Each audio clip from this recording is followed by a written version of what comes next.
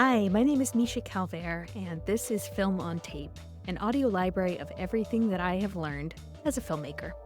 I really hope that this is helpful to you in some way. And if it is, feel free to check out my website, mishacalvert.com. You can see my writing and directing there, and you can also sign up for very occasional emails that I send. All right, on to the show. So today we're going to talk about financing your first short film, how to do it, how to get that money. I'll offer some thoughts because I have gotten really good at financing my short films. I'm sort of moving now more into feature films, which is a whole other thing. You're adding a couple of zeros to those budgets.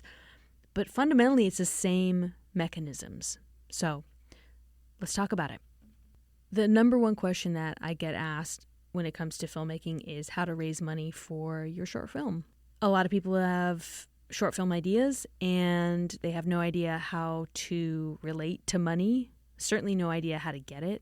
So I'm just going to dispel some myths and maybe tap a little bit into money, energy, and financial literacy so that I can sort of take the mystery and the de-pedestalize what it is to raise money. The number one most helpful thing that I have learned how to do is to befriend rich people for a number of reasons. One, rich people have money. You want money. So, duh. I mean, I don't need to explain that, right? Number two, what it does is it starts to pull your consciousness and your awareness out of whatever kind of place you're at. I know a lot of artists who are stuck in scarcity mindset. They think that in order to be an artist that you have to divorce that from money, that you can either have art and happiness or you can have money and unhappiness, but you can't have art and money. That's false. I don't believe in that. I don't subscribe to it. And I try to get all of my clients and all of my students out of that mindset. So by befriending rich people, you are expanding your idea of your own money identity, your own money consciousness, and you're demystifying money.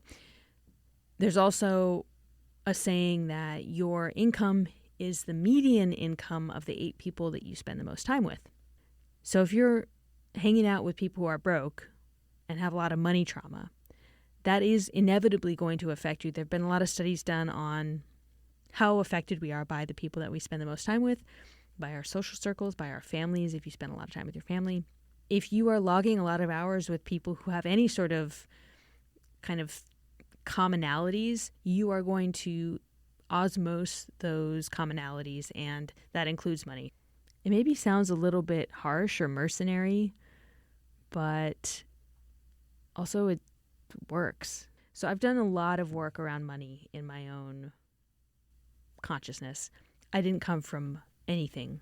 I came from a very poor neighborhood, a very poor family. I never grew up with money. I always had kind of dirty, lame clothes. And I felt very ashamed of that for many, many years. And it's taken me a long time to work through all of that and to process it. So now I have no problem talking about money, and I'm happy to, and I'm not scared of it anymore, and I also don't pedestalize it anymore. I just like comfort, and I like ease, and I like the optionality that it gives me. So the older I get, the more comfortable I am moving into money and befriending people who have it and talking about it and just having kind of a very easy conversation around it, because to me there's not a lot of charge around it anymore. So that's kind of the framing for this whole conversation that I'm going to have with you today. If you want to finance your short film, the best way to do so is to get a grant or a fellowship. Now, this is if you're long on time and relatively new to the business. Reason being, grants and fellowships, in addition to money, they also give you 2 other things. They give you a stamp of approval. So you automatically are more credible as a result of getting the grant or the fellowship, and they also open you up to their network. Let's say you win like a Coverfly screenwriting competition. They give you $10,000 to make your short film. They also publicize you to their network. And all of a sudden, not only are you Coverfly winner, Screencraft winner or whatever, Short Film Fund winner, but you have your name sent out to their mailing list. Okay, I am interrupting myself for one hot second to let you know that this month, secretly, it's every month, I am doing a giveaway of 1 free hour of coaching with me to someone who leaves a 5-star review. Make sure that your first name and your last initial are in the review. Drop me a DM on Instagram and let me know that you submitted, and then I'm just going to pick at random. I really appreciate you listening, and I so appreciate you leaving a 5-star review. Thank you. And now back to the show. So you are already creating buzz and momentum, and people are beginning to know you and your work as a result of winning that grant or fellowship. So that's really helpful and really valuable, and even better than having just silent investors or donations from rich people. But that being said, the second best way to finance your film is to befriend rich people and to have them give you the money. So it's not an investment. It's just they believe in you, they love the project, and they're giving you the money and they don't ever expect it back. One thing about short films, they are very likely never going to make their money back. Now, there's exceptions to this. I have sold a short film to a platform. I get a little bit of money from that. It's not a lot. It's never going to cover the cost of production. And most short films do not sell for anything close to the cost of production. So for someone to, quote, invest in a short film doesn't really make sense unless they're buying into the short film with a stipulation in the contract that they are then going to be investing for money back on the feature version of the short film. So that's one way you can get an investor interested in, is saying that the short is going to be a short, but it's going to function as a proof of concept for the feature version of that same film. And if they want to get an ROI, return on their investment, they can do so with the feature. So just to recap so far, we have number 1 best way to finance your short film, grants and fellowships that give you money for production. Number 2 best way is befriend rich people, get donations for your film so they don't want the money back. Number 3 best way is investors. I like just a couple of investors, maybe even only one. And you cut some sort of deal so that if the short film sells, they get their money back. Or if it turns into a feature, they get their money back there. The next best way is crowdfunding. I do not like crowdfunding. I think it's a lot of work, and I find it humiliating personally. That being said, I know many filmmakers who have used crowdfunding with great success and have raised the full budget and beyond for their films. I know far more who have successfully crowdfunded than I know people who have tried to crowdfund and fell short of their goal. So I think if you are long on time and long on effort, maybe you have a couple of people on the team that are really excited about it, you can totally crowdfund and raise your full budget and make the movie, and it's going to be great. But anyway, when I have funded my films, it has been largely through numbers 2 and 3, so donors and investors. And then I forget what number I'm at on this list, 6 ways to raise money for your film. I have self-financed my own work. I don't do that anymore because I have people now who want to donate and invest in my work, which is so great. I'm so freaking happy to not have to pay for my own films. But when I was first starting out, I would say the first 3 or 4 I paid for almost entirely myself out of my savings. Oh yeah, I just remembered another one that I paid for. God, I lost so much money on that project. If you are long on savings, that's a way to just buy your way into the film and TV market. You just pay.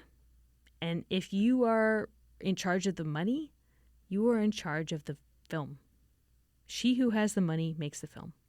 I think at that point, I wanted to be in charge so badly that I was willing to pay. I was happy to pay. And that is what put me automatically in that position of responsibility.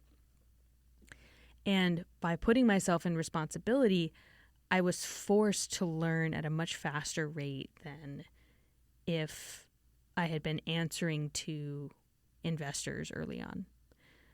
So I kind of did it to myself, but I also did it for myself. And yes, I did go broke. I was broke after that. After those 4 projects, I had no money, and it was very bad. And I had to figure out a totally different way to approach life. But that's what led me to create For a Million, which has been a very successful company, and which I have absolutely loved running and doing. And so, I don't know, it all worked out in the end. But just to recap, in order of preference, first being the best ways to raise money for your short film. Number 1, grants and fellowships. Number 2, donations from individuals. Number 3, investments from individuals. Number 4, crowdfunding. Number 5, self-financing. And actually, there's a way that I forgot. It's not done often, but you can do it, which is brand deals. If you can get a company to pay for your film by putting their product in the film somehow, or slapping their logo on at the end, those kind of deals, those can be great depending on the brand. I have no problem with that if it's a brand that I align with morally and they are not in conflict with the messaging of the film. My films have been sometimes pretty edgy, so I've never gone that route. I always thought I was not really acceptable enough for a corporate sponsorship, but I also think that's maybe not true, at least not anymore. So maybe consider a brand deal or a corporate sponsorship if you are trying to get your film made. Thank you so much for listening to Film on Tape. I really hope that it was helpful to you in some way, and if so, please feel free to leave a 5-star review so that other people know this is a good podcast. If you want to check out my work as a writer-director, you can see it at www.mishacalvert.com, or drop me a DM. The best way to get a hold of me is on Instagram at Misha Calvert. See you next time.